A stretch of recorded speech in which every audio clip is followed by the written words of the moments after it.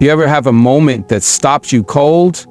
Not because something loud happened, but because everything suddenly got quiet. I'm not talking about the kind of quiet where nothing's going on. I'm talking about the kind of quiet that pulls you in. The kind that feels like someone or something is waiting for you to notice. That's where this started. Not with lightning in the sky, not with a voice booming from the clouds. No, it started with stillness. And in that stillness, God spoke something to me. Something so clear, so precise, so real, it shook me. Straight down to the bones. Now, I know how that sounds. God told me a secret. Sounds dramatic. Sounds like a movie script. But I'm not here to impress you. I'm here to tell you what happens when the creator of the universe leans in close and tells you something meant just for you. Because what he told me didn't just give me chills. It changed the way I walk, the way I see, the way I live. At the beginning of your shock. And I promise you this, what happened next? You're not ready. You think you are. But this kind of shift, it's not what you expect. Let's talk about it. There are moments in life when everything around us is loud. Responsibilities, distractions, doubts, fears. But in the middle of all that noise, there's a kind of silence that doesn't come from the absence of sound, it comes from presence. It's not emptiness, it's fullness. A quiet that demands attention, a quiet that feels like something or someone is waiting. That's the place where this whole story began. Not in a church, not in the middle of a storm, but in a moment of stillness, so deep, it was like time hit pause. The world didn't stop turning, but something inside me did. And it was there, in that silence, that I heard it, not with my ears, but with something deeper. It's easy to miss, because we're taught to chase what's loud. We measure meaning by volume, by energy, by how much space something takes up. But the truth is, some of the most powerful things God has ever said have come in a whisper. Not because he's weak, not because he's distant, but because he's close. So close, he doesn't have to shout. He speaks softly, so you'll lean in. So you'll quiet everything else and come closer. And when I got quiet, really quiet, I started to hear things I didn't expect. Not voices, not visions, but clarity, conviction, a kind of knowing that didn't make sense in my head, but hit deep in my spirit. It was a secret, but not like the ones we tell our friends and ask them not to share. It was a secret because it was personal. It was tailor-made, not meant for public display, not yet. It was the kind of truth that only makes sense once you live it out. And in that moment of stillness, I didn't get a roadmap. I didn't get all the answers. What I got was direction, a shift, a nudge in my soul that said, this is the way, walk in it. The power of stillness isn't in the absence of activity, it's in the presence of awareness. Stillness isn't laziness. It isn't giving up. It's the opposite. It's positioning yourself to receive something you can't get while running. Stillness is active waiting. It's surrender with intention. And in that still moment, God didn't just give me a secret, He gave me sight. I saw myself not as I was, but as I was becoming. Not just who I wanted to be, but who I was designed to be. That's what blew my mind. The world around me hadn't changed yet, but something in me had. And once that shift happens, once you hear something true from the one who made you, everything else loses its grip. The fear, the pressure, the need to perform, it all starts to fade. Because once you hear God's whisper in the stillness, you realize you don't need the world's applause. You just need that one quiet voice saying, go, I'm with you. That's the power of stillness. That's where the secret was hidden. And it changed everything. When people think of secrets, they usually imagine something hidden from the world, something forbidden, something mysterious or even scandalous. But the secret I received wasn't like that. It wasn't a secret meant to protect me from the world or keep me from trouble. It was a secret meant to reveal something within me that I had been blind to for a long time. It didn't come wrapped in glory or lightning. It wasn't dramatic. In fact, it was so simple, so quietly powerful that at first I almost overlooked it, because it wasn't about what I could get from life. It was about what I was being called to give. What God revealed to me wasn't a new job or a lottery number. It wasn't a promise of success or comfort. It was insight. A truth so clear, it cut through all the confusion I had been walking in. It was about purpose, about alignment, about recognizing that what I was doing wasn't connected to who I truly was. It was like realizing I had been walking with shoes that didn't fit, doing work, chasing goals, even chasing dreams, but they weren't mine. Not really. And the crazy thing is, I thought I was on the right path. I thought I was doing what I was supposed to be doing. But that secret whispered to me in that quiet moment showed me that I was building on the wrong foundation. The nature of this secret was spiritual. It bypassed all the usual logic and strategy. It wasn't about building a brand, climbing a ladder, or achieving recognition. It was deeper than ambition. It was about identity. About finally understanding that I was created with a specific design in mind, and that I had been living disconnected from that design. The secret wasn't complicated. In fact, it was so simple it scared me. It was a sentence, a statement, a divine reminder. You are not what you do. You are what I called you to be. Hearing that shook me, not because it was loud, but because it was true. And when you hear truth like that, truth that echoes in the bones, you can't unhear it. You can't go back to pretending you don't know. It becomes a mirror. Every step after that moment, every choice, every conversation starts to feel different, because now you're measuring it against something real, something eternal. You start asking, does this align with the secret I was given? Does this match who I'm becoming? The secret forced me to reevaluate what I thought success meant. It made me question whether I was chasing approval or purpose.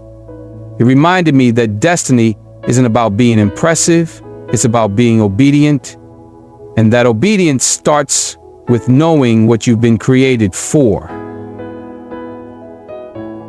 That's what that secret was, a key. Not to open doors in the world, but to unlock something in my spirit. Something ancient, something sacred, something that had always been there, waiting for the right moment to be revealed. Right after I heard the secret, the first thing I felt wasn't peace. There wasn't confidence or clarity. It was doubt. Real, heavy, uncomfortable doubt. That's the part people don't talk about enough. We love the idea of hearing from God, of receiving a word or a revelation, but what happens right after? That's where the real battle begins. Because the moment God shows you something bigger than yourself, something beyond your current reality, your mind starts trying to make sense of it, and when it can't, it starts pushing back. I remember just sitting there asking myself, did I really hear that? Was that God, or was it just me thinking too much? It wasn't that the message was unclear. It was that it felt too clear, too direct, too real. It felt like something I wasn't ready for, like a truth that had arrived too soon. The weight of it hit me hard, and the fear that followed was even heavier. Because once you've seen a glimpse of who you're meant to be, everything around you starts to look a little too small, a little too safe, and stepping toward that vision means letting go of comfort. That's where the hesitation came in. I started counting the reasons why I wasn't the right person for what I had just been shown. I thought about my past, my mistakes, the things I lacked.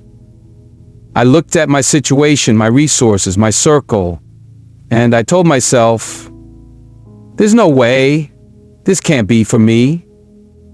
That's what doubt does. It takes something sacred and tries to shrink it down to fit your insecurities. It convinces you that unless everything makes sense, you have no business moving forward. But purpose rarely shows up with a full instruction manual. It arrives as a whisper and asks you to believe. I found myself in that quiet tug of war between what I heard in my spirit and what I feared in my mind. And for a while, fear was winning. I kept looking for confirmation, for someone else to validate what I had heard. I wanted a sign, something external, something loud, but nothing came, just silence. And in that silence, the doubt started sounding louder than the truth. I was afraid of failing, afraid of looking foolish, afraid of giving my all to something I couldn't fully explain. But deep down, under all that fear, was a pull. A pull I couldn't ignore. I kept thinking, what if this is real? What if I don't act on it? What if I miss what I was made for because I was too scared to trust it? That question haunted me more than the fear of failure, because at the end of the day, doubt might speak louder, but truth runs deeper. And even though I hadn't taken the leap yet, I was already different. That secret had already started to change how I saw myself. I was still wrestling with it, still unsure, but something in me knew, once you've heard something that true, pretending you didn't hear it isn't an option. There comes a point when you can't keep sitting with the revelation. You can't keep analyzing it, questioning it, or waiting for the perfect moment. You just have to move. That's what faith looks like. It's not loud or flash. It's not always confident. Sometimes it looks like shaky steps, unsure hands, and a heart that's beating fast because you're doing something you've never done before. But you're doing it anyway. Not because you're ready, but because you're obedient. That's the power of faith in action. It's not about knowing where the road leads. It's about trusting the one who told you to walk it. When God gave me that secret, it felt heavy in my spirit. But what I didn't realize was that the weight wasn't just from the message. It was from the responsibility to move on it. I couldn't just sit with it, I had to live it. And that meant taking steps, even when I didn't know how things would turn out. I had to start walking in the direction of the calling, even when the path wasn't lit. It wasn't about having a master plan. It was about saying yes, not just with my words, but with my actions. I didn't wake up the next day with all the answers. I didn't suddenly become fearless or wise or strong. But I took one step, then another, and each step taught me something I couldn't have learned if I stayed still. That's the thing about obedience. It's not always comfortable, but it's always revealing. With every move I made, I discovered more about myself, more about God, and more about the purpose behind the secret I had been given. The people around me didn't always understand. Some thought I was being unrealistic. Some thought I was walking away from something good. But when you've been given a word from God, you have to remember it wasn't a conference call. It was personal. They weren't supposed to hear it. They weren't meant to understand it. That word was for me. And obeying it meant learning how to trust what I heard more than the opinions I received. As I started moving, things started shifting, not overnight, but steadily. I began to see opportunities that hadn't been there before. I started attracting people who were aligned with the direction I was heading. And what shocked me most wasn't how fast things changed, it was how naturally they changed once I was in position. The moment I aligned with what God said, it was like the world started responding, not because I had forced anything, but because I had finally submitted to something real. Faith in action isn't about forcing the outcome. It's about being faithful with the next step, no matter how small. It's trusting that if God gave you a secret, He also gave you what you need to carry it. You won't always feel prepared, but you'll always be equipped. And that quiet obedience, that unseen faith, It's louder in heaven than any speech, any shout, any praise, because when you move with God, even your smallest step can shake the ground. What I didn't expect was how everything would start to unravel, not in a destructive way, but in a revealing way. I thought that saying yes to what God had shown me would lead to immediate clarity, open doors, maybe even some kind of peace that would settle into every part of my life. But that's not what happened. What came next was surprising, even shocking, but not in the way people might think. It wasn't some sudden miracle, some grand event that proved I had made the right choice. What happened was slower, deeper, and way more personal. It was like everything around me started to shift, not to impress me, but to test me. At first, I noticed things falling away. Certain relationships, habits, even goals I once obsessed over, they started to lose their grip on me. And it wasn't because I tried to cut them off. They just didn't match anymore. They couldn't walk with the version of me that was emerging, the version that was answering the call, that felt strange and honestly a little painful. It's hard to let go of things you once leaned on, even when you know they don't serve you anymore. But what was shocking was how clear it all became. The things I thought I needed, the people I thought had to be in my life, the fears I thought I'd never overcome. They started to shrink in the light of purpose. And that clarity was the shock. It was quiet but sharp, like fog lifting off a landscape you forgot was even there. There were moments when the process felt like loss, but what I came to understand was that it was actually preparation. God wasn't punishing me, He was pruning me, clearing space, making room. And that right there was the unexpected blessing. Because we talk about elevation, we talk about walking into purpose, but we don't always talk about the things you have to leave behind to do it. That's where the shock came in. It wasn't just about what I was stepping into, it was about what I was being asked to let go of. I began to realize that this secret God had given me, it wasn't just an instruction, it was an invitation. An invitation to become someone I had never fully met before, to live in a way I had only imagined in passing. And once you accept that invitation, you start seeing everything through a different lens. You start hearing things differently, responding differently, even dreaming differently. The shift isn't always external. In fact, it rarely starts that way. The shock is internal. It's in how deeply things begin to resonate with your soul, how the things that used to excite you now feel hollow, how your spirit no longer lets you settle for good enough when you've tasted purpose. That's the kind of transformation that doesn't need applause. It's not for show. It's for foundation, for realignment, for making sure that when God begins to build something new in your life, it's built on ground that's been cleared, prepared, and ready to hold the weight of what's coming next. What I came to understand after everything, the whisper, the doubt, the obedience, the letting go, is that the secret wasn't exclusive. It wasn't some rare privilege given to someone special. It was personal, yes, but not private. The real shock, the real revelation was this: we all have access. Every single one of us has the capacity to hear from God, to receive direction, to be led by something greater than ourselves. But the truth is, not everyone chooses to listen. Not everyone wants to get still enough, honest enough, vulnerable enough to hear what God might actually say. And that's the difference. God isn't hiding. He's not playing games. He's always speaking, but He's not going to compete with the noise. He won't shout over your ego, your schedule, your distractions. He waits for surrender. He waits for that moment when you put the phone down, close the laptop, step outside, or sit in silence long enough to say, "Speak to me.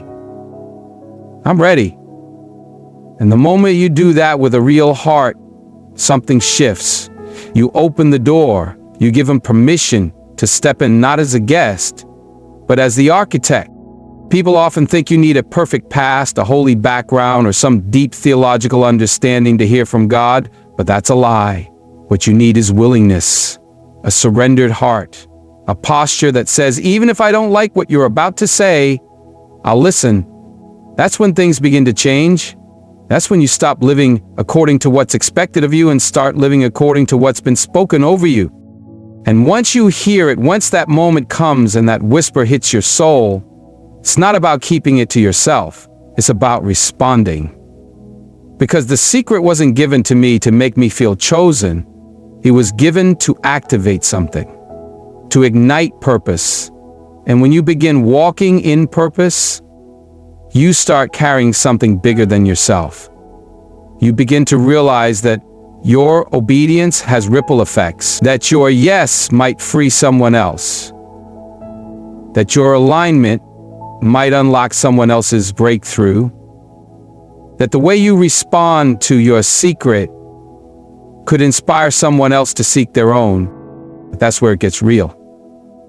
Because now it's not about waiting for a miracle to fall out of the sky. It's about becoming the miracle in someone's path, becoming the answer to someone's prayer, becoming the vessel through which God does what only He can do. But that all starts with listening, with tuning your ear, not to the world's noise, but to the still, small voice that's been waiting for you to stop long enough to hear it.